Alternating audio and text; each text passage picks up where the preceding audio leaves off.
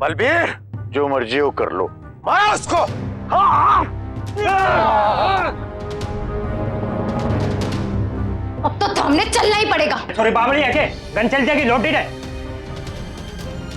कि जान बचाने के लिए हमको उनके दोनों हाथ और एक टांग काटनी पड़ेगी।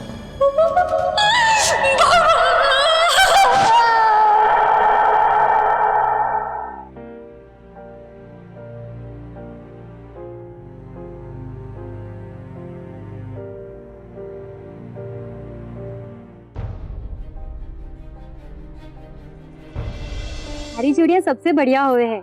ऐसी चूड़ी तो शहर में भी ना मिले हैं। आपको पसंद आई ना? बस हमारी खुशी इसी में है कि हमारी चीज बस हमारे ग्राहकों को पसंद आ जावे। ए छोरी, इतनी बार समझाया तूने और थारे कान में जू न रेंगे है। मना किया था ना कि छोटी जात का से कि कोई भी सामान को छूना नहीं है। ए, चल निकल हमारे घर से। अपनी जगह पे रहा कर, अपनी जगह पे। तू मेरे 20 रुपए दे दे चाची, तूने मेरी चूड़ी तोड़ी है। घड़ी हिम्मत आ गई है थारे में। हाँ तो चूड़ी तो तूने तोड़ी है, तो भरपाई भी तो तू ही करेगी ना। ना दूं मैं पैसा तो तू क्या कर लेगा मारो? फिर मैं यहाँ से गाड़ने वाला जिस चौखट पे ही बैठा रहूंगा। बैठो रहे चौखट पे। सारा बखेड़ा थारी वजह से हुआ है। ना तू अन्य बुलाती अठे तो ना इतना बखेड़ा होता। शर्म भी कोनी कैसे बेशरम के जैसे बैठो अठे। मारो मुंडो के देख रही है खड़े खड़े। लाके आने 20 रुपए दे।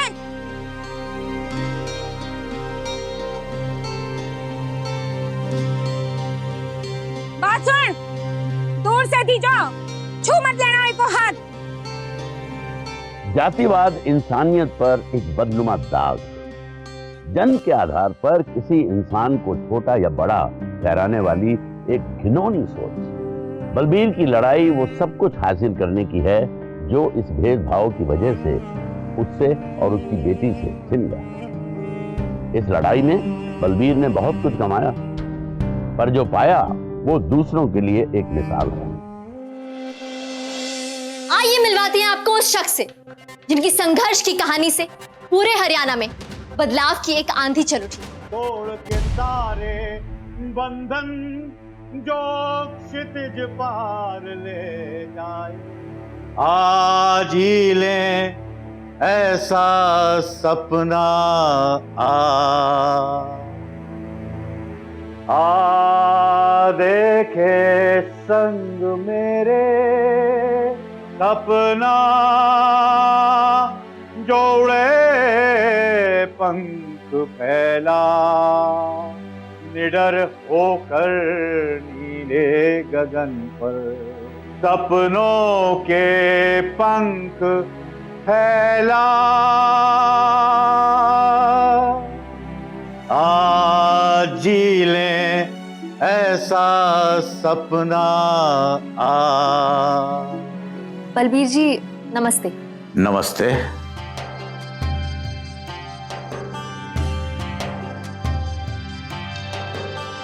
ये ना कर, वो ना कर, ये छू लिया, धर्म भ्रष्ट हो गया, अपवित्र हो गया। अरे ऐसा क्या कर दिया हमने? हम भी तो इंसान है ना। एक आदमी कह के मर गया कि ये ऊंची जात का है, ये ऊंची जात का है, और सबने मान लिया। अरे क्या पानी कम लगे हमें? ये खाना नहीं चाहिए हमको?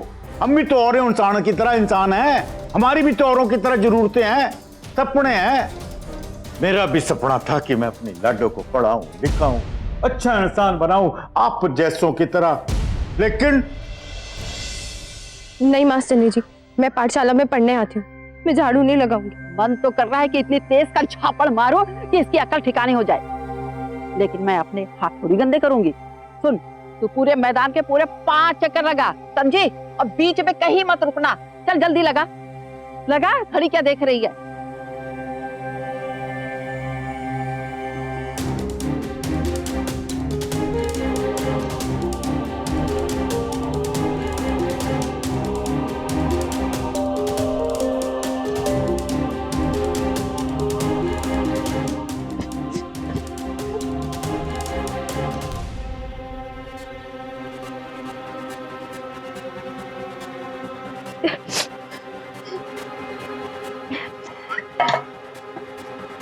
अरे रे, थोड़ी हुआ।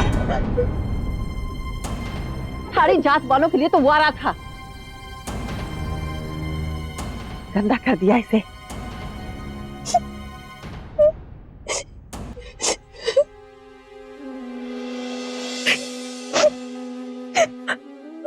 और मास्टरनी ने हमारे को पाठशाला से निकाल दिया।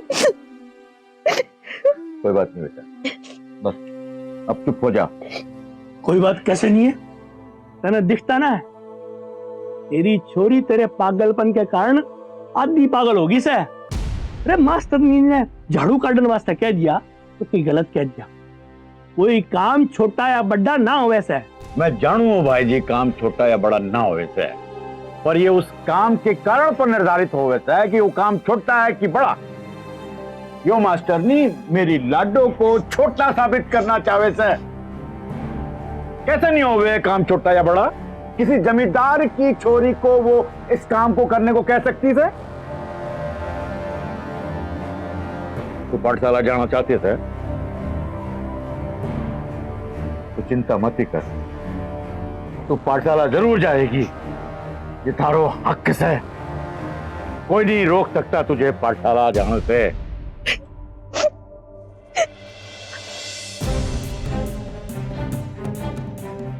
200 में से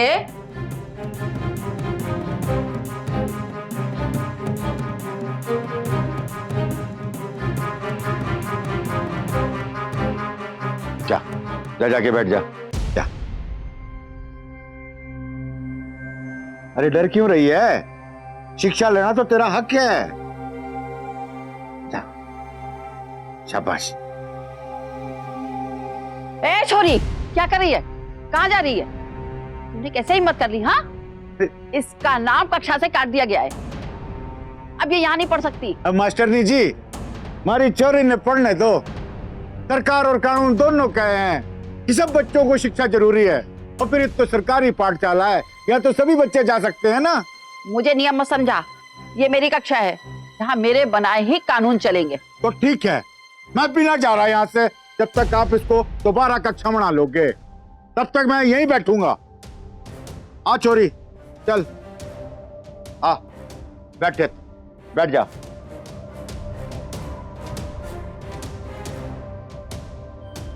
अभी देखती हूँ।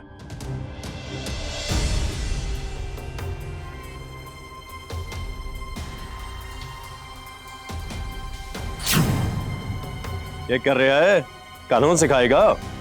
चल जा, भाग जा यहाँ से। अरे साले तेरे जूं ना रेंग रही, बड़ी मोटी चर्बी हो गई तारी। चल निकल निकल यहाँ से। साले के कान के नीचे। अरे यूं ऐसे ना मानेगा, लेके चल सरपंच के पास से। अरे कवे ने रंग देने से कोई हंस नहीं बन सके। अरे घना ढीठ से बलबीर, तू इतनी बार समझाने के बाद भी तेरी समझ नहीं आवे।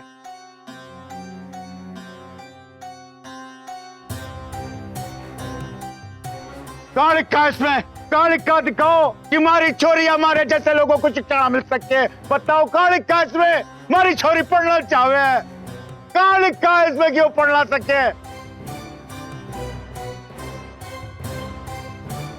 देखेगा, पढ़ना देखना चाहे। सारे ये विधि विधान की बातें हैं, तू क्या जाने? ये हमारा बड़प्पन समझ, जो हमने अब तक पढ़ने दिया तेरी छोरी ने, तेरे पर आसान किया था, और तू हमने विधि विधान समझाना चाहे।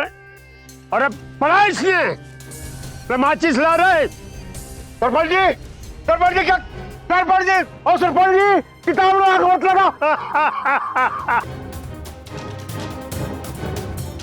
कोई इंसान किसी दूसरे इंसान के जीने पर रोक कैसे लगा सकता है?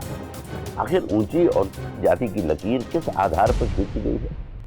क्या जाति में पैदा हुए इंसान को प्यास नहीं लगती, या भूख कम लगती है, या सांस लेने के लिए हवा नहीं चाहिए, या उन्हें सोते वक्त सपने नहीं आते? कोई इंसान छोटा या बड़ा नहीं होता, बल्कि वो सोच छोटी होती है जो एक इंसान को दूसरे से छोटा समझती है। ये भेदभाव सिर्फ अमानवीय ही नहीं बल्कि गैर कानूनी भी है। 1976 में protection of civil rights act बनाया गया, जिसके तहत पुलिस और जुडिशरी का जातिवाद के खिलाफ उचित कार्रवाई करना अनिवार्य कर दिया गया।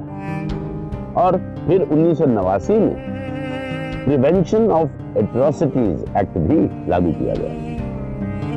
लेकिन बलबीर के गांव में कानून की ये लंबी फहरिस्त बेमानी बन चुकी थी।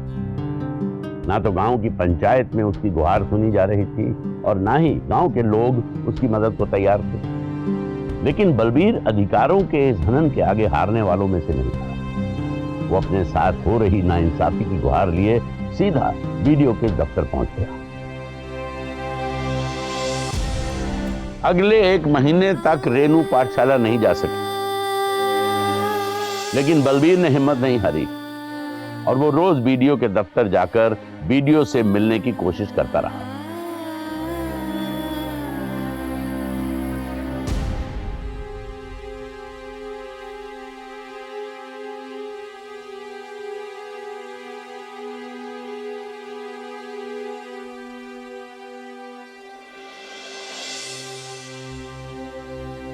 अरे मैं वादे यार, तू प्रधानमंत्री है क्या राष्ट्रपति है तू कोई? हाँ, रोज आ जाता है तू बड़े साहब से मिलने के लिए। वैसे भी बड़े साहब ना है, मैं ही तेरा बड़ा साहब हूं, बोल के बोलना है। अच्छा जी, अब तो मैं बड़े साहब से मिलके ही जाऊंगा। और रोक ले तू अब। अरे तू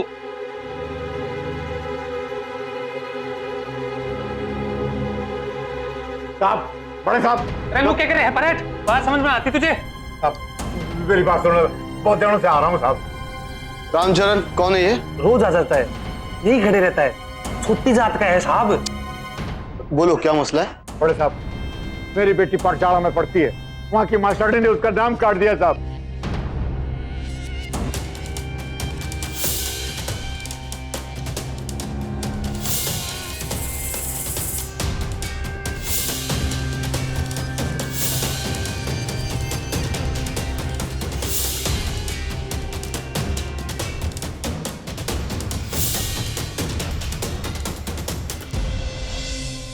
ये मैं क्या सुन रहा हूं? तो क्या खाक कर पाएगा हमारा देश?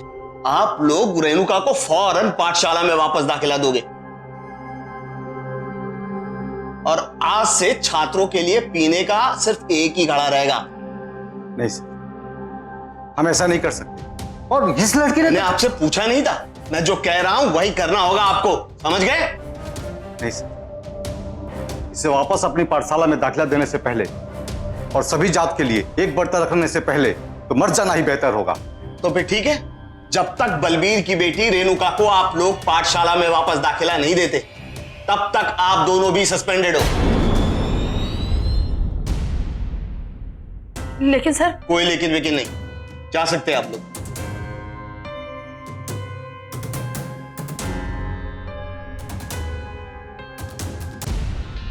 बलबीर जी, अगर रेणुका इस पाठशाला में नहीं पढ़ पाएगी तो ये दोनों भी वहां काम नहीं कर पाएंगे। बहुत बहुत धन्यवाद साहब आपका, आप हम जैसों के लिए खड़े हुए। धन्यवाद तो मैं आपका करना चाहता हूं। अगर देश का हर नागरिक आपकी तरह जागरूक हो जाए और अपने अधिकारों के लिए मांग करना शुरू कर दे तो हमारा देश कहां से कहां पहुंच सकता है। बलबीर जी, मुझे आपसे मिलकर गर्व हुआ कि मैं भी एक हिंदुस्तानी हूं। बस इसी तरह लड़ते रहिएगा, कभी हार मत मानिएगा। तूने घना बढ़िया काम करके दिखा दिया है। तूने दिखा दिया है चीजें बदली जा सकती हैं। हाँ भाई बलवीर, तूने इन बड़े लोगों को उनकी असली औकात दिखा दी। आज के बाद ये ऊंची जात वाले अपना नाक रगड़ते रह जाएंगे ना भाई, ये बात ना है। मेरा मकसद किसी को नीचा दिखाने का ना था भाई जी, मेरा मकसद तो सिर्फ अपना हक पाने का है। मेरी बेटी सरकारी पाठशाला में पढ़ सके, किसी भी दूसरे बच्चे के साथ पढ़ने का उसको हक मिल सके, इसलिए किया और कुछ नहीं भाई जी। ये दुनिया तो सबके लिए बराबर है, क्यों? ठीक है ना? बिल्कुल सही। तो बीडीओ साहब तो बहुत अच्छे थे, आप लोग तो बहुत खुश हुए होंगे ना। आप लोगों के लिए इतनी बड़ी जीत की बात थी, इसके बाद क्या चीजें सुधरने लगी? रेनू, तुमने स्कूल जाना शुरू कर दिया था क्या?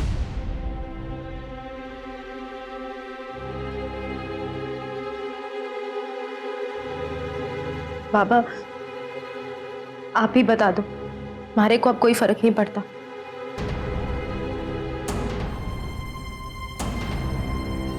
सरपंच और उसके लोगों ने रेनू को परेशान किया था क्या? आज एक कह रहा है कि उसकी छोरी को अपने बच्चों के साथ बैठा कर पढ़ाएं, कल हजारों खड़े होंगे और कहेंगे अपनी बेटियों का ब्याह अपने छोरों के साथ कर दो। कल यूं खुद खड़े होके कहेंगे कि गांव की सरपंची खुद ही कर लें। ये कोई छोटी सी भूल ना है। साले बगावत करने को बैठे हैं। विपता तो घनी हो गई। 4 बार कुत्ते के भौंकने से कुत्ता शेर नहीं हो जाता। इस साले को तो ऐसा सबक देने पड़े हैं जो छोटे लोगों के लिए सीख हो।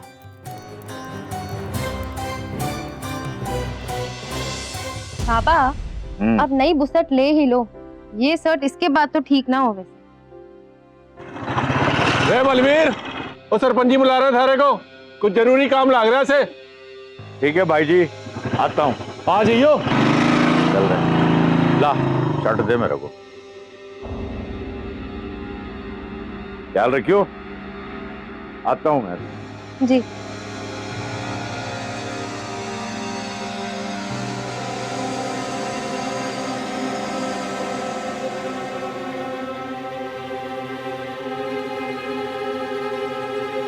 अरे छोरी, चल पाठशाला चल, थारे को हेड मास्टर ने बुलाया है, बीडीओ साहब भी वहाँ है। सच? थारा आज दोबारा से दाखिला हो रहा है, चल जल्दी चल। ताई जी हमारे को फिर से दाखिला मिल रहा है, मैं जाऊँ? पूछने की क्या जरूरत है, चल तू जल्दी चल, बीडीओ साहब ने इंतजार कराएगी के। लेकिन पाठशाला ने तो आज छुट्टी है ना? हाँ हाँ छुट्टी से है, इसी वास्ते तो मास्टर जी ने बुलाया है इसे। सबके सामने तो इसको दाखिला नहीं मिलने वाला है, इतनी घाड़ी लड़ाई के बाद आज इसको बुलाया इसी वास्ते। ताई जी वो बर्तन तू जा, बर्तनों में देख लूंगी।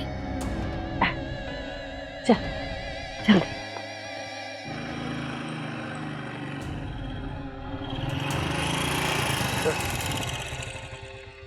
क्या हुआ, लाया क्या? ले आया, यही खड़ा रहा है, सरपंच जी को बुला के लेके आते हैं। चलो।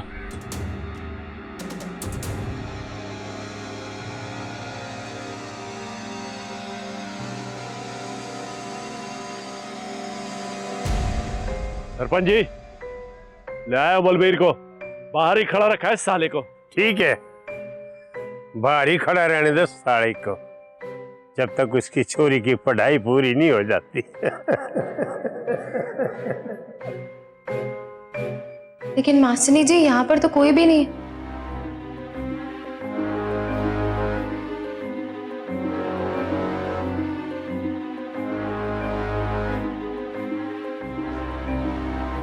मास्टरनी जी, चाचा ये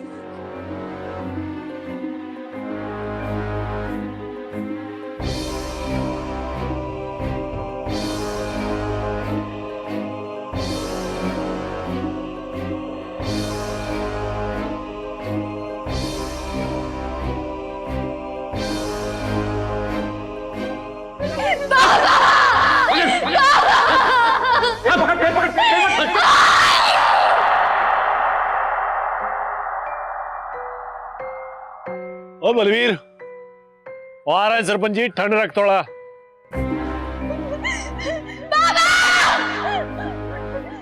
ये तो सरपंच के आदमी लागे से। हाँ, सरपंच के आदमी लागे से और छोरी के चीखने की आवाज भी आ रही थी। धीरे बोलो, यहाँ पे बलबीर की छोरी का।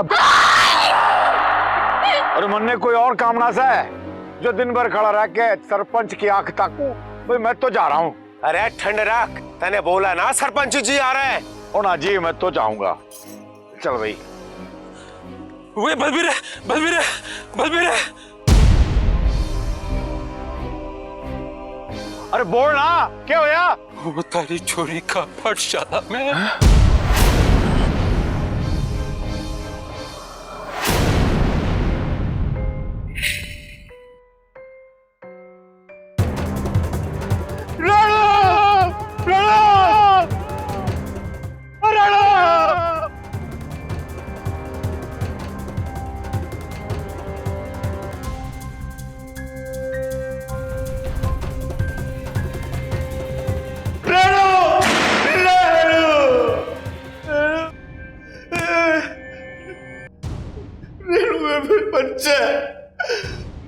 बच्चे।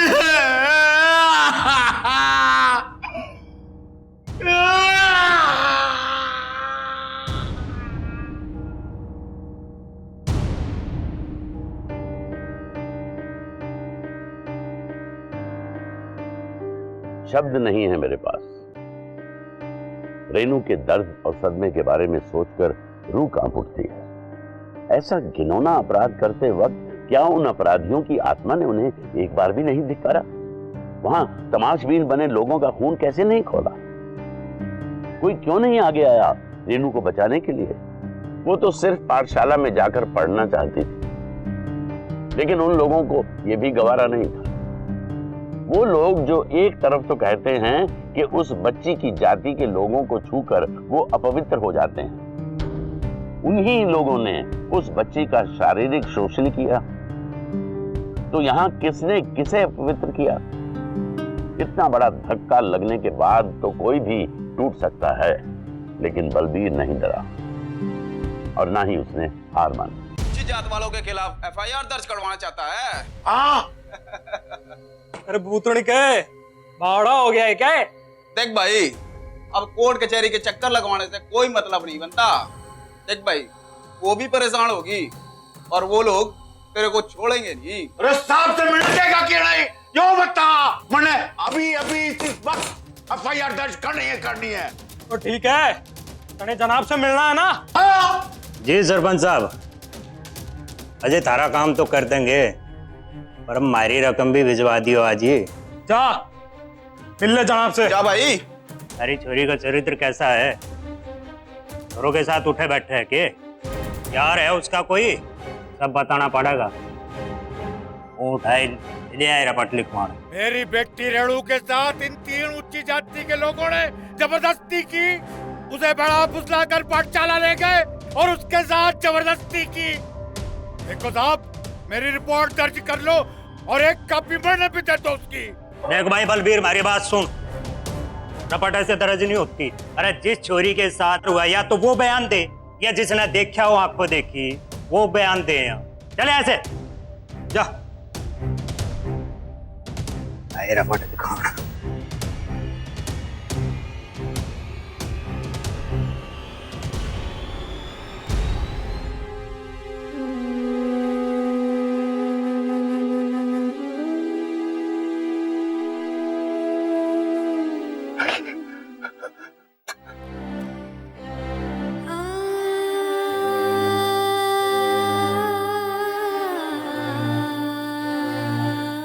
माफ कर दे बेटी, मुझे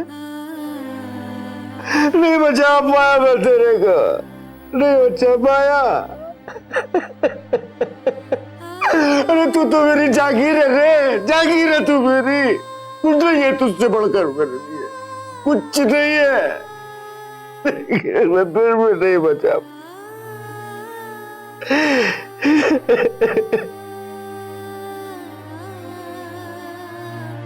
ऐसा कोई कैसे कर सकता है? जानवरों जैसा सलूक।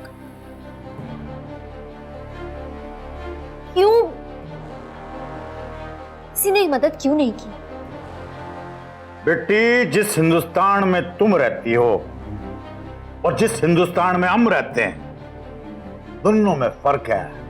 आपके यहाँ आते होंगे क्योंकि उन्हें मालूम है कि वो मदद कर सकते हैं, पर हमारे यहाँ बचपन से ही लोगों को सिखाया जाता है कि मदद करना गुनाह है।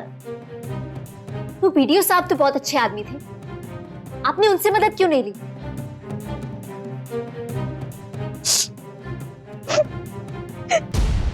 पहले बाबा को सरपंच के आदमी बुला के लेके गए। रे बलबीर, ओ चल रे चल, ओ सरपंच जी बुला रहे थारे को। फिर मास्टर नीचे आई और चल पाठशाला चल, थारे को हेड मास्टर ने बुलाया है। थारा आज दोबारा से दाखिला हो रहा है। मुझे पाठशाला में ले गई साहब। लेकिन मास्टरनी जी यहाँ पर तो कोई भी नहीं है। राजेंद्र चाचा, सुक्की और मोहन ने मुझे कमरे में बंद कर दिया।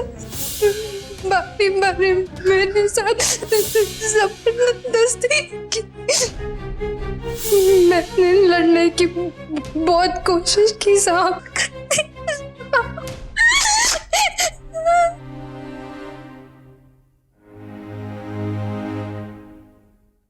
एक ईमानदार और दृढ़ ब्लॉक डेवलपमेंट ऑफिसर की कर्तव्य निष्ठा की वजह से रेनू के साथ जबरदस्ती करने वाले उन सारे अपराधियों के खिलाफ कानूनी कार्यवाही शुरू की गई।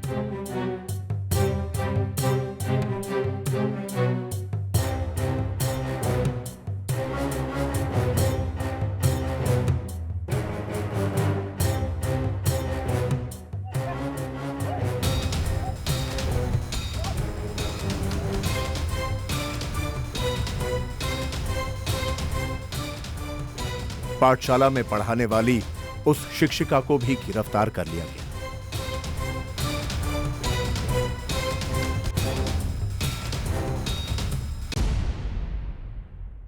चुपचाप खड़े रहो, आवाज नहीं निकलनी चाहिए, समझे?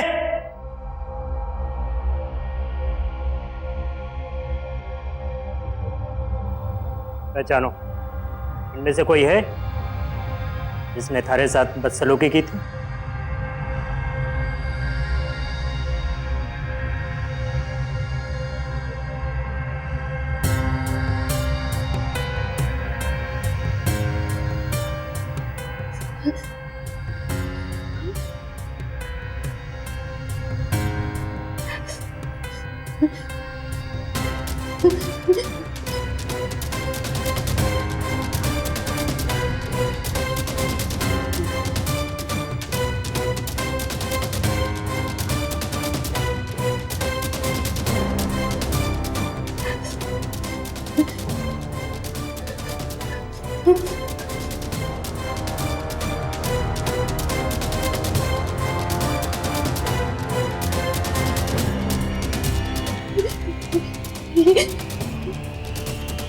यही सब थे इंस्पेक्टर साहब। यही सब थे इंस्पेक्टर साहब, यही सब थे। अंदर डालो तीनों को। सरपंच जी, साले के पर निकल आए। मैं पूछूं कब तक सांप को दूध पिलाते रहोगे? अन्य आदेश दो कि कहानी खत्म कर देता हूं। ना ना, कुछ मत कर। वो वीडियो भी उसके साथ खड़ा है, वो कुछ नहीं रहा। और तू चिंता मत कर, जाना तो उसने भी कोर्ट है और कोर्ट में लोगों के बयान लागे हैं। जरा सोचो सरपंच जी, कहीं उल्टी गंगा बह गई तो क्या करेंगे? अरे तो चिंता मत कर, मैं उसने मना लूंगा। और देखता जा, कल तक तो बलवीर सिंह भी अपनी कंप्लेंट की एप्लीकेशन वापस ले लेगा। यो यहाँ क्या कर रहा है? देख बलबीर, मैं यहाँ तेरे से लड़ने नहीं आया हूँ। मुझे हो गया। अरे बीतती बात हो गई है, मैं तो आगे की बात करने आया हूँ। ये लाख रुपया से रे चूड़ी बेच के तेरी सारी उम्र निकल आगी, इतना पैसा नहीं कमा पावेगा। और ये देख, जमीन का टुकड़ा, इस कागज पे तेरा नाम लिखवा के लाया मैं। अंगूठा टेक तो हो जा जमीन का मालिक।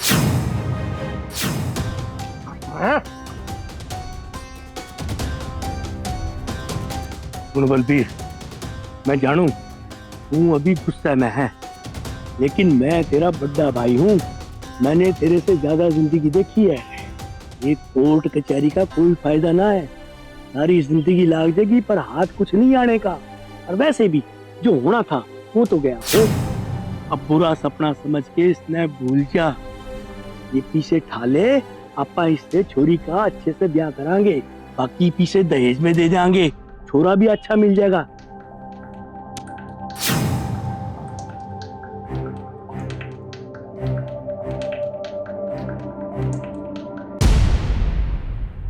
ले बेटा, ये सरपंच ने दिए, रख ले। मेरा बाप तो पागल हो गया है, वो आगे की ना देख पा रहा है ना सोच पा रहा है। इन तेरा जीवन संवर जाएगा इन पीसा से।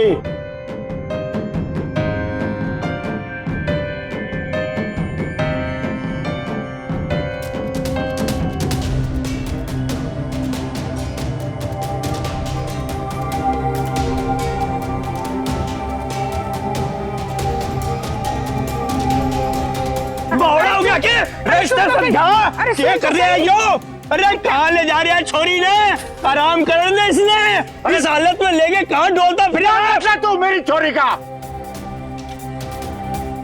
बड़ी चिंता होती तुझे उसकी, तो उसकी इज्जत का सौदा करने लगता। मैं तो दुनिया से लड़ रहा था, मुझे मालूम है कि सारी दुनिया भर की गंदगी मेरे घर में फंस रही है, पर तू तो मेरा बड़ा भाई है। नहीं मानता मैं तेरे को भाई।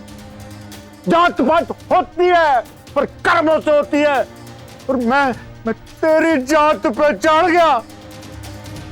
तू तो छोटी जात का निकला रे। मैं तेरी जात का नहीं हूं, तो मेरी बेटी तेरी जात की है। चल बेटा चल।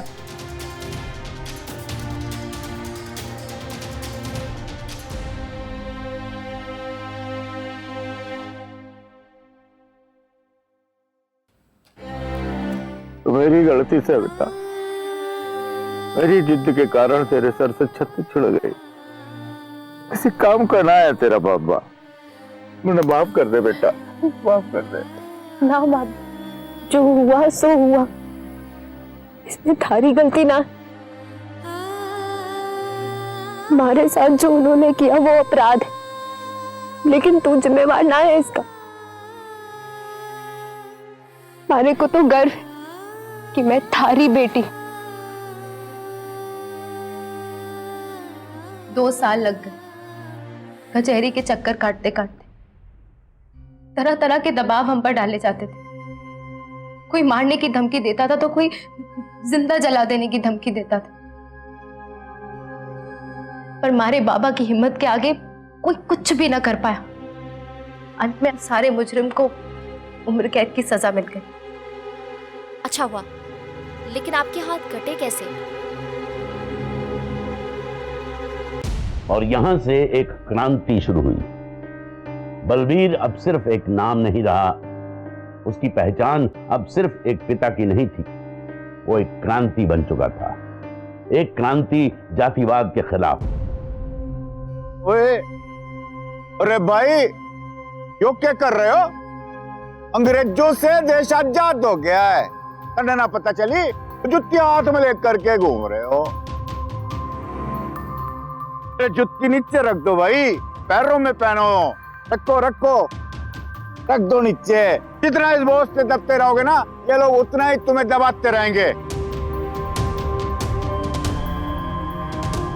उसकी प्रेरणादायक कहानी से और उसकी बातों से लाखों लोगों को उम्मीद की एक नई किरण दिखने लगी। वो उन लोगों की आवाज बना जिन्हें आज तक कोई सुनने को तैयार नहीं था। उसकी ताकत बना जिन्हें आज तक सिर्फ दबाया गया था। बलबीर की मुहिम एक आग की तरह पूरे राज्य में फैलने लगी। क्या हमको भूख कम लगती है या प्यास कम लगती है, या भगवान ने हमको टुटकर पढ़ाकर भेजा है कि हमको सर्दी नहीं लगती? फिर जब हमको भी भूख प्यास सर्दी गर्मी सब लगती है, तो फिर उनके बराबर जीने का हक हमको क्यों नहीं?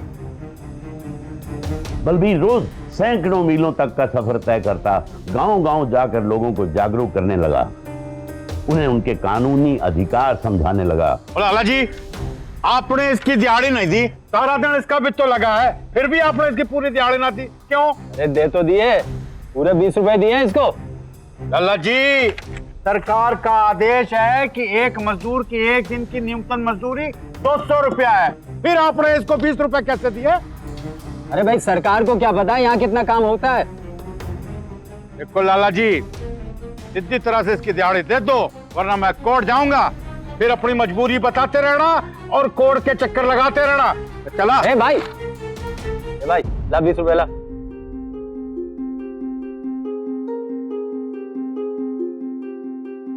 ये ले अपने 200 रुपए पूरे हैं, गिन ले। मुझे भी मेरी पूरी दिहाड़ी मिलनी चाहिए, हमारे बच्चे भी रोज भूखे सोए हैं। मैं 20 रुपए ना लूंगा, पूरे 200 लूंगा। मैं भी पूरे दिन की दिहाड़ी लूंगा, सरकारी रेट से पूरे 200 रुपए। तो लाला इनकी पूरी दिहाड़ी।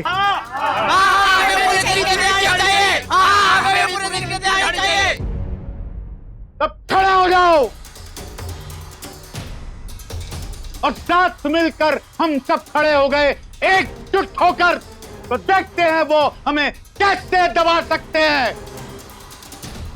तो जितना वक्त उनका अत्याचार सहने में लगाते हो, उतना ही वक्त अत्याचार से लड़ने में लगा दो। सोच बदल गई ना भाई, तो हालात बदल जाएंगे। क्या बदल जाएंगे? हालात बदल जाएंगे।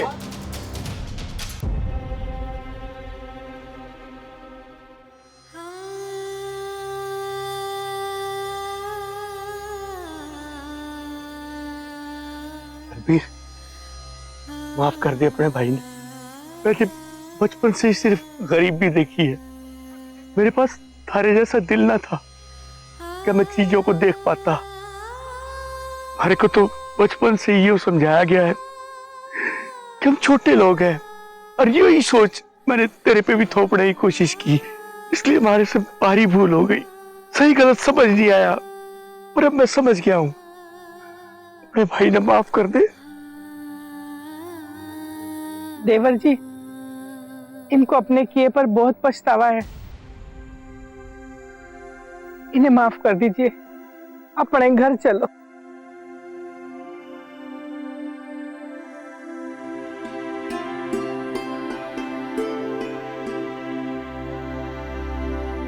यो दीपक है, म्यूनिसिपैलिटी में काम करे है, अपनी रेणु से ब्याह करना चाहे।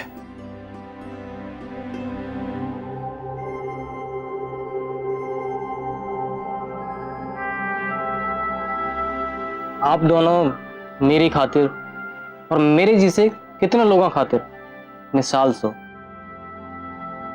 जे आप मन ने अपने घर का हिस्सा बना लो तो मन में बड़ी खुशी होगी। अब तो जानते हैं ना कि मेरी बेटी को जबरदस्ती हुई थी।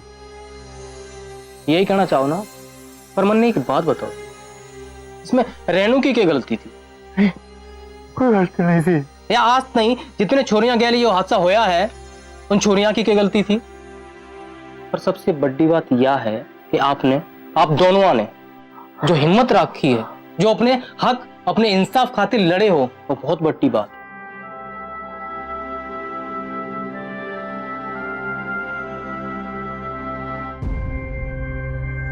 ऊंची कर आवाज कभी ना होवे सफेद काला, खून तेरा क्यों सींचे उनको जो सपने तेरे हैं। जब रोटी तेरी सूखी सी ताक रही तेरे चेहरे को, ऊंची कर आवाज कभी ना होवे सफेद काला।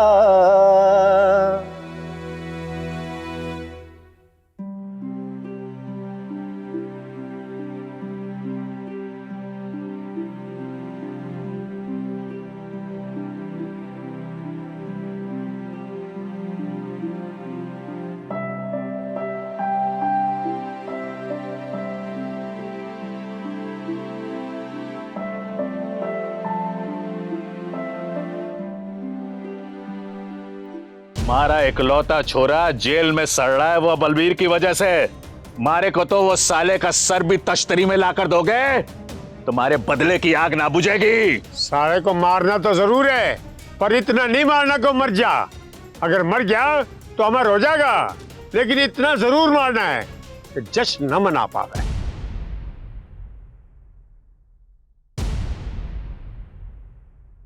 अच्छा बेटी, चलता हूं मैं। हाँ? अरे कित चलती बाबू?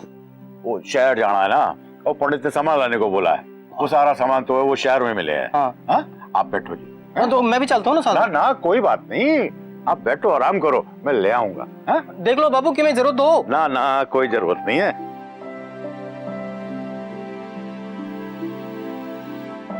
बेटा तू घर का ख्याल रखे। ना जाने कब देखूंगा फिर ये की कर सरसों खेत बगान, जाके कह दे मेरे गांव में हाँ कि मैं लौटना।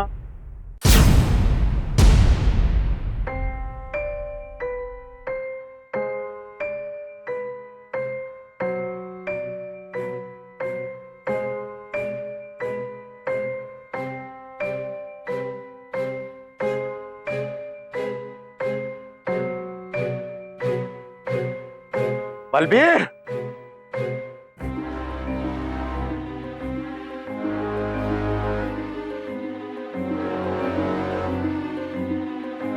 ठीक है भाई जी, जो मर्जी हो कर लो।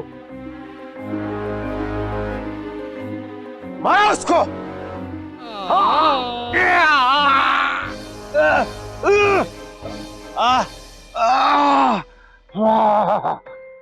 नामदेव भाई, नामदेव भाई, अरे बलबीर भैया पे किसी ने हमला कर दिया। नुहाने लाके सरपंच के आदमी थे। जब तक पुलिस अपनी जांच नहीं कर लेती मैं इन्हें हाथ भी नहीं लगा सकता, समझे? इंस्पेक्टर साहब हमारे घर चलिए। वो बलबीर चंद को कुछ गुंडों ने बुरी तरह मारा है। इंस्पेक्टर साहब, हमारे पापा को अस्पताल लेकर गए थे, लेकिन वो लोग कह रहे हैं कि जब तक पुलिस की कार्रवाई नहीं होगी वो पापा का इलाज ना करेंगे।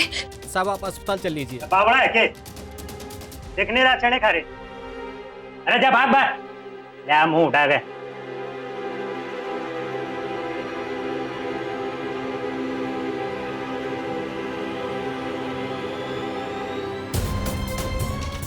अब तो हमने चलना ही पड़ेगा। सॉरी बावड़ी है के गन चल जाएगी, लौट है रेनू। पाछे हट। मैं कह रहा हूँ अंदर डाल दूंगा, सारी जिंदगी यहीं सड़ेगी फिर। ठीक है, नहीं चलेगा ना तू। मैं मारे कोई गोली मार दूंगी। जब हमारे बाबा की जिंदगी ना है तो मैं जीकर क्या करूंगी? खत्म कर दूंगी खुद को। अरे छोरी मना माफ कर दे। चल रहे, अरे चलो गाड़ी निकाल।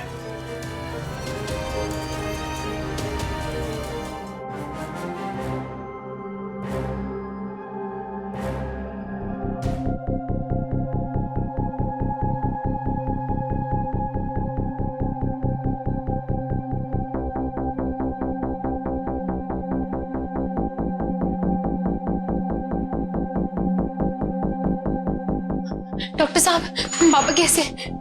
उनकी जान हमने बचा ली है, आप मिल सकती हैं उनको। देखिए उन्हें यहाँ लाने में इतनी देर हो गई कि उनके जख्म बुरी तरह पक गए और उनकी जान बचाने के लिए हमको उनके दोनों हाथ और एक टांग काटनी पड़ी।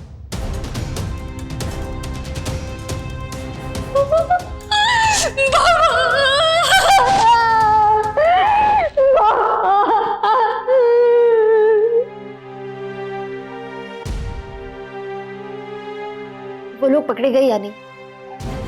नहीं, पर आ रहे हैं अभी भी, लेकिन उससे कोई फर्क नहीं पड़ता। बस मेरा काम नहीं रुकना चाहिए। मेरी बात ज्यादा से ज्यादा लोगों तक पहुंचनी चाहिए। जिंदाबाद, जिंदाबाद, जिंदाबाद। सही गलत क्या है इस पर बहस करना बेकार है। आज मैं सिर्फ इतना चाहती हूं कि बलबीर जी की कहानी आप सब तक पहुंचा पाऊं। एक ऐसे व्यक्ति जो अपने आप में एक क्रांति। बलबीर जी कहते हैं कि अभी बहुत कुछ करना बाकी, लेकिन अभी शायद सिर्फ उन्हें सुनने का नहीं बल्कि खुद कुछ सोचने का और कुछ करने का वक्त है। सरकार के बनाए हुए कानूनों का देश में हर स्तर पर उल्लंघन होता है।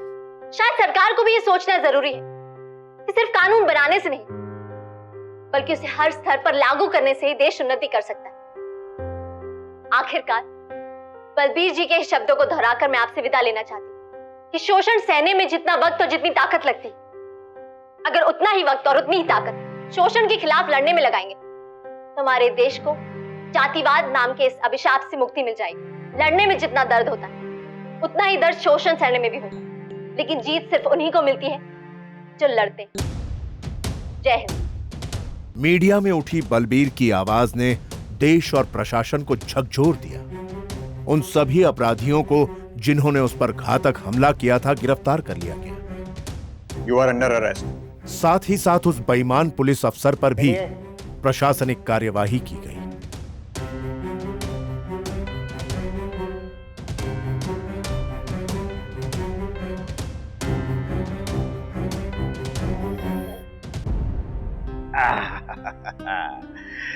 अरे बेटी, कहना चाह तो घड़ी बढ़िया बना इससे। बलबीर भाई क्या हुआ? वो सरपंच के लोगों ने दिनेश के खेत पे कब्जा कर लिया है। ओए तो फिर इंतजार किस बात का है? चलो सब चलते हैं। चलो रे सब लोग, चलो चलते हैं। ओ चलो। मेघ गिरे सब झाड़ पात, भीगे तब सब एक समान, बरखाई सब झूमे आज, बदला मौसम बरसों बाद, बरखाई सब झूमे आज, बदला मौसम बरसों बाद, बरसों बाद। आज की हमारी ये बेमिसाल कहानी बंत सिंह से प्रेरित थी। वो बंत सिंह जिन्हें जिंदगी के हर कदम पर झुकाने की कोशिश की गई, हर मोड़ पर नीचा दिखाने की कोशिश की गई, हर मौके पर उसकी आवाज दबाने की साजिश की गई, लेकिन अन्याय के खिलाफ वो ना तो झुका और ना ही टूटा। कोई और होता तो जख्म और जिल्लत का इतना जहर शायद ही पी पाता। बेटी की असमत पर हमला हो, या फिर मौत की धमकी, या फिर 2 हाथ और 1 पैर के कटने का वाकया। बंत सिंह हर जख्म को हंसकर पीता रहा और गुनगुनाता रहा समानता का वो गीत जिसमें इंसानियत का फलसफा है। बंत सिंह आज भी जाति के नाम पर हो रहे अन्याय के खिलाफ लड़ रहा है, उससे 2-2 हाथ कर रहा है। और ऐसा सिर्फ इस वजह से मुमकिन है क्योंकि उसकी सारी ताकत उसके इरादों में है, उसके हौसले में, उसकी हिम्मत में। हम सब के अंदर भी एक बंत सिंह है। जरूरत है उसे जगाने की, उसे आवाज देने की, क्योंकि वाकई ताकत बाजुओं में नहीं आवाज में होती है। तो आइए मिलकर आवाज उठाएं जुर्म के खिलाफ, इंसाफ के लिए। तो सावधान इंडिया,